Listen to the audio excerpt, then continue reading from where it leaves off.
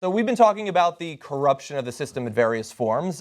Yesterday, we had the Ted Cruz-Donald Trump feud going on as a result of what happened in the Republican version of a primary in Colorado, where Donald Trump feels like he was robbed because the system is so convoluted and rigged that the will of the people of Colorado, which might have supported Ted Cruz in the end, we'll never know, just gave all the delegates to him.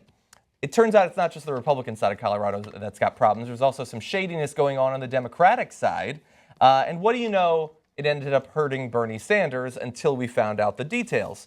So Bernie Sanders, we find out, won one more delegate in Colorado than first projected after the Colorado Democratic Party admitted this week that it misreported the March 1st caucus results from 10 precinct locations.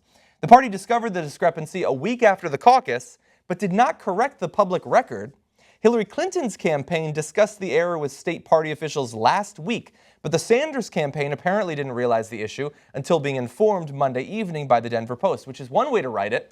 I would say wasn't informed about the issue until a week after Hillary Clinton had been informed about the issue. What the hell is that? You want to contact him? He's got a website. I have a feeling there's all sorts of phone numbers on there if you want to get in touch with one of his campaign representatives. It makes it sound like the Bernie campaign was incompetent. That's what that makes it sound like. There was incompetence, but it wasn't the Bernie Sanders campaign. So let's look at the difference in the results. So here is the initial number of votes, the full number and the percentage. This is in a particular county, 54% to 45%. And I think this number's in the next one is actually unfortunately wrong.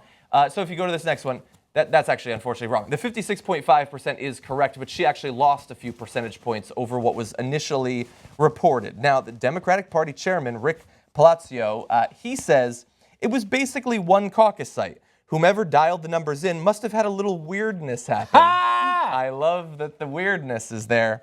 The official results were reported correctly, but when they dialed them in using the touch tone, it looked like something got transposed. Now, okay, before we talk about the substance of that, I just want to give you credit for pronouncing Palazzo's name correctly. Palazzo? As an Italian yourself. Thank you. That was a spicy meatball. And he has a great hotel in Vegas. Have you ever been there? It's the best, yeah. I was mostly thinking of the character from The Naked Gun. So look, a lot of people are going to say, oh God, you Bernie supporters, why are you whining? It's one delegate, when it's really a two-delegate shift, which, by the way, is 1% of the entire gap that Bernie Sanders is missing. We were just talking yesterday on the show about another 1% of the gap. But it's demonstrative of, it just happens that in many of these cases, weird things happen, shadiness, weirdness in the results that for some reason seems to go in the favor of Hillary Clinton. Some of it might just be incompetence, you know, and some of it might be intentional. But when you add that up over the course of dozens and dozens of primaries and caucuses, those one or two delegate swings start to add up. Yes. And whether it actually results in the race going in a different direction or not, it acts correctly, and it should lead many Americans to think that the system is broken. Not rigged as in you can't get the result you want, but that it's unnecessarily more difficult than it should be to get that result. So, for the sake of this conversation, I actually want to take Bernie and Hillary out of it, okay? Because this isn't really commentary in support of Bernie Sanders or any candidate for that matter. It's more about a system where there's no room for mistakes or no room for incompetence, right? We are choosing the next president of the United States. This is a very serious issue. And so for someone, and by the way, every single state that we've had either a primary or a caucus in, something has come up where some way, somehow, it seems as though Bernie Sanders gets screwed. Either his name isn't included on the ballot, or there aren't enough ballots, or it's unreasonably difficult for people to vote. I mean, all of these different issues that we're experiencing from one state to another not only adds up against any candidate, you know, who's at that disadvantage, but also makes you question the political system that we have in place right now. In any other job, there's usually no room for incompetence, right? And if someone is incompetent in any way, there is some sort of retaliation or reprimand. For some reason, when it comes to the primaries, there was a mistake. We didn't let Bernie Sanders know until what, a week after we told Hillary Clinton. That's unacceptable. That's unacceptable. Okay, the people responsible for that should be fired. Shouldn't be responsible for the jobs that they have. Shouldn't have those opportunities. Again, we are voting for a president. Okay, this is sort of important. It's extremely important. There's no room for mistakes. And like you said, like we don't have to focus this on Bernie Sanders. I mean, a lot of people watching the show, thankfully, we don't just have Bernie Sanders supporters. We have Hillary Clinton supporters, let alone Republicans. Hillary Clinton supporters, that go to vote in these locations that have been intentionally, whether by Democrats or Republicans, stripped of their polling locations, or there's fewer actual ballots that they can fill out, or there's not enough workers.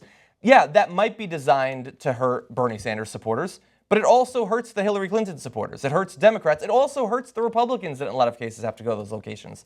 And that's the problem, that all too often, like Republicans who take away the voting rights of college students, they don't give a fuck if there's a college Republicans chapter there. Fuck them. They don't get to vote either. It hurts everybody. Yes. That's why it needs to be fixed. And also, it hurts our country as a whole, because we want to encourage people to be politically active. We want to encourage people to vote and to not be politically apathetic, right? And unfortunately, because of all the issues that are coming up in this election, I think that it discourages people from taking part in our democratic process, right?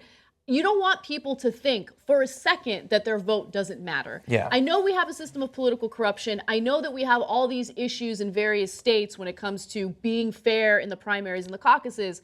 But with all that said, the only thing we have left as American people is the vote, is the ability to cast a ballot and share what we think or who we think is the right person to lead the country. So I don't want any of this to discourage anyone. But with that said, yeah, we need to fight back against any injustice that we're experiencing with this election. Yeah. I would just say, I would just disagree that it hurts everyone. It doesn't hurt the establishment. That's who it doesn't hurt. The people who are already in power. It doesn't hurt the status quo. So it hurts people regular people who want to have an influence on their government. That's who it hurts. Who it doesn't hurt is the people who are currently controlling the people in our government. Yeah. I mean, the one twist is that in terms of the eventual general election, the ability of the Republicans at the state level to strip away voting rights could well hurt the Democratic establishment in terms of their ability to have a continuation of Democratic presidency. And so there is that infighting between both sides. I mean, both sides, definitely the Republicans are 20 times worse about it, but trying to control who votes, making it more difficult, not taking the opportunity you have to make it easier. The fact that we had a Democratic president and a supermajority in the Senate and a Democratic House for far longer than it takes to have a goddamn voting holiday, and they didn't do it. That should have been 5 minutes done. I could write it out on a postcard, so even Carly Fiorina would be in favor of it, because it wouldn't take up much paper, and then we get the day off to exercise our rights. There are 1,000 different things that we get the day off. Not literally, that would be awesome.